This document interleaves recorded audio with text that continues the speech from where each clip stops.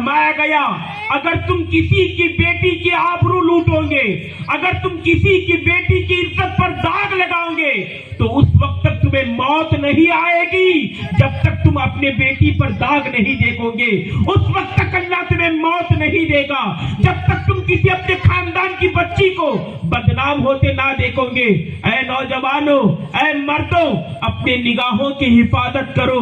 अल्लाह ना करे कि तुम्हारी आने वाली औलाद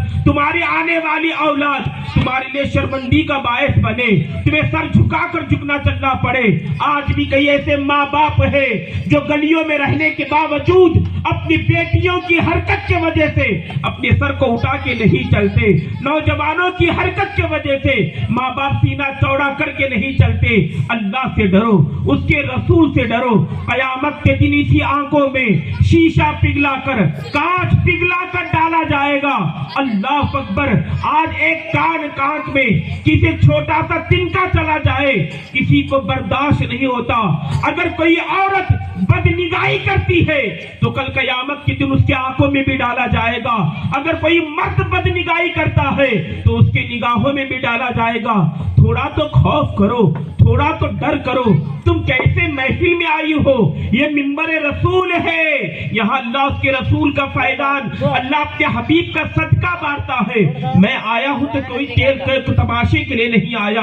हालांकि मेरे मिम्बरान ने आपको बताया, बड़े सालों के बाद अल्लाह ने मेरे घर पर एक नियामत अता की, एक बेटी अता की। अल्लाह अकबर। मैं उसके फंक्शन को छोड़कर यहाँ आया हूँ। 11-12 साल का अरसा गुजर गया।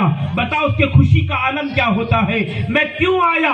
कोई खेल तमाशा करने के लिए नहीं आया। ये सोचकर नहीं आया कि बड़ा मजमा मुझे देखेगा, मुझे देखकर खुश होगा। नहीं, मैं आया हूँ तो मेरे रसूल अल्लाह की खुशी के लिए आया हूँ।